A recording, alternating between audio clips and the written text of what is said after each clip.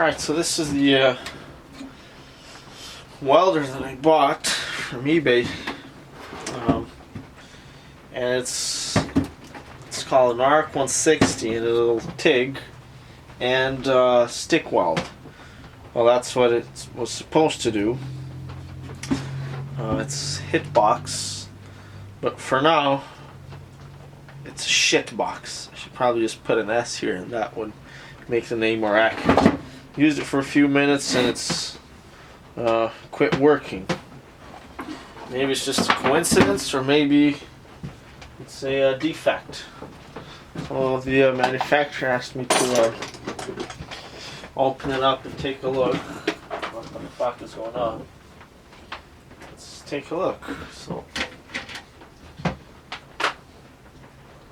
these are IGBT welders, which use like some sort of inverter technology or whatever.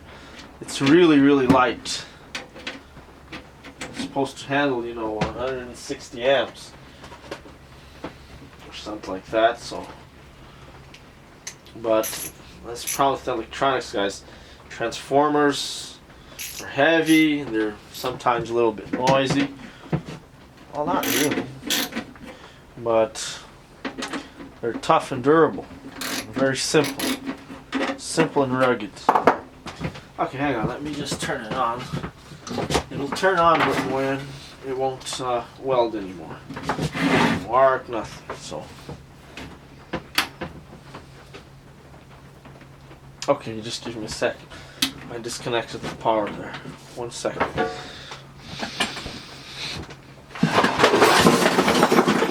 Fuck's sakes. God damn it. There's my toolbox on the floor.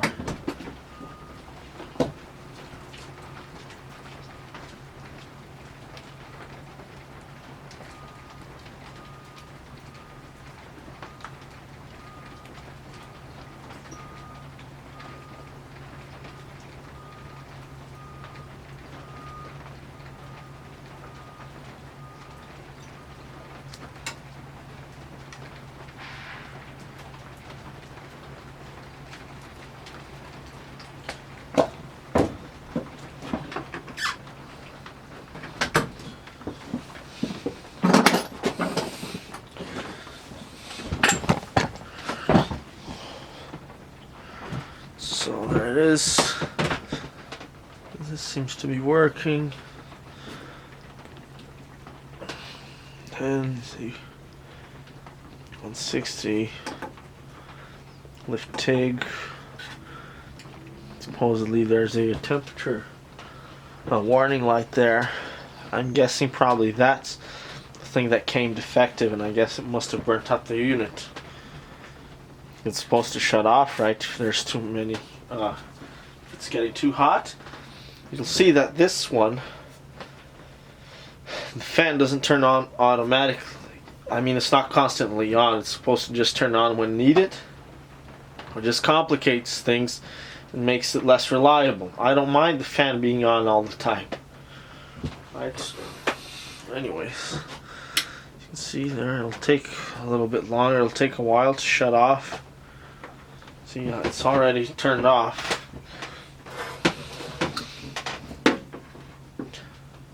But it's still on. I wonder if I disconnect it here. Let's not do that. There. Turned off. See?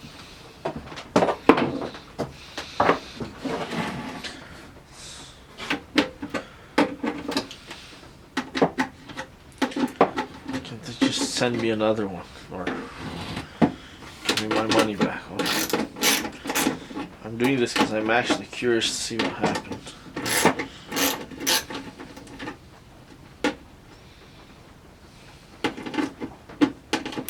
Maybe they just want to send me the part and not a whole new welder, right?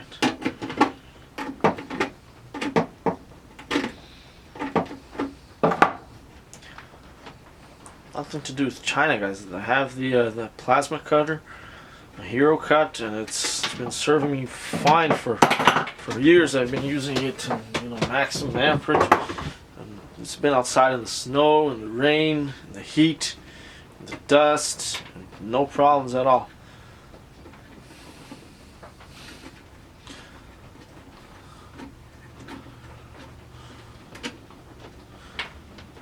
it's just a coincidence. Let's see. I had high expectations for this little welder, but not really. I don't really trust electronics, guys.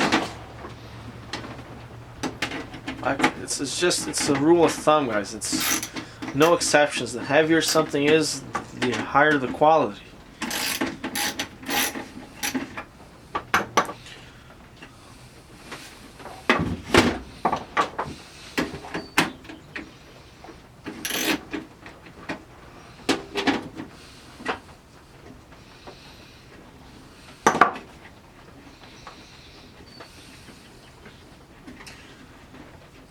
The problem with electronics also is that it's a lot more complicated, so you can't repair it. I mean, if you really wanted to, in the case of a transformer, you could even rewind. You can remove, let's say you burnt up the transformer, overheated, melted the wires. You just buy some new wire and wound it, and rewind the transformer. That's it. Electronics, you can't do anything because they're really complex. Unless you have a really good idea of, unless you're like an engineer. Well, not an engineer, just somebody that really knows their electrical circuits. This part of the rear here. Looks like there's some more bolts here. Some more screws. Let's remove those. Now that all my tools are on the floor.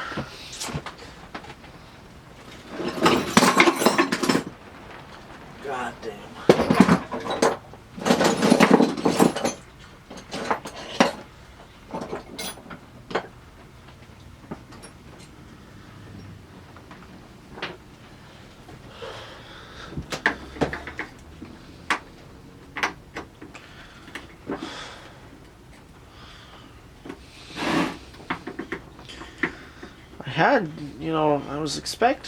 I had good expectation for this because the plasma cutter works wonderfully.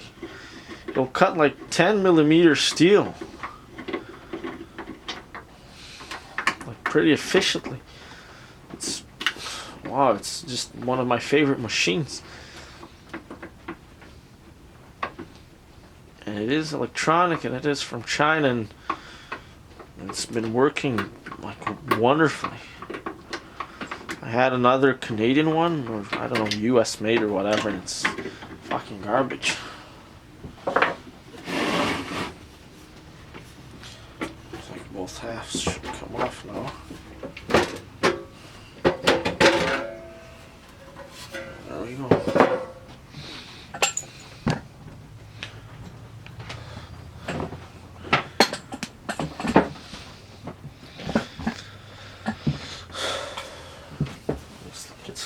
Well built. Some big circuit board. Well welded. I have big brass ports here, so that's really good. Let's see if we can find any burnt wires or something like that. Apparently some of them, they're loose. Sometimes they're loose. But not in this case because it turns on right.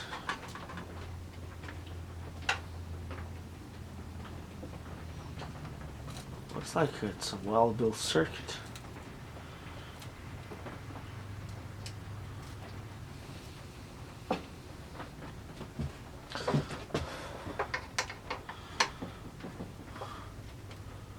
Uh-oh, I think I see something there.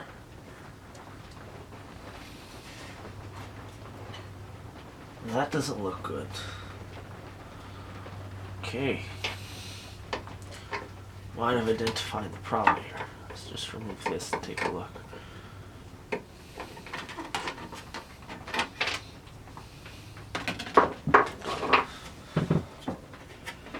That's a well-built circuit. It's not too complex. Couple capacitors. Some copper connectors. There's two big huge capacitors here. These things I think are called induction loops or something like that. I wish instead of the electronic control here, they had a mechanical control. Simpler the better for me. I don't like any fancy shit, guys. I mean, everything looks good except for that, I think it's called a transistor. I'll show you guys in just a second. Yeah, that's certainly an issue right there. Maybe they can just send me a new one.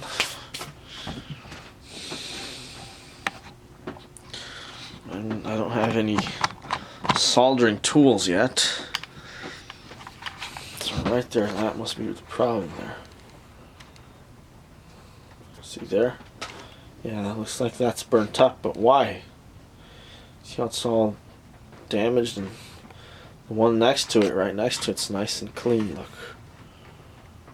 See that? Yeah, this is certainly the problem here.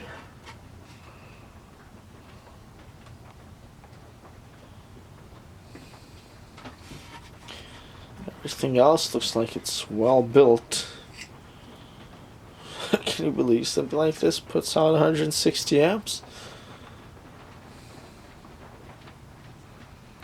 Fucking crazy, man.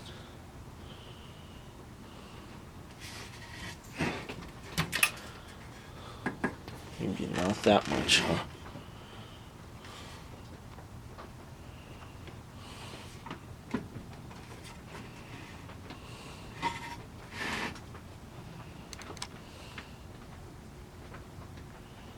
So, okay, well, we'll see if that's a coincidence or just an unlucky, I mean, sometimes people do make mistakes, guys. I'm fine with that as long as they, fix it.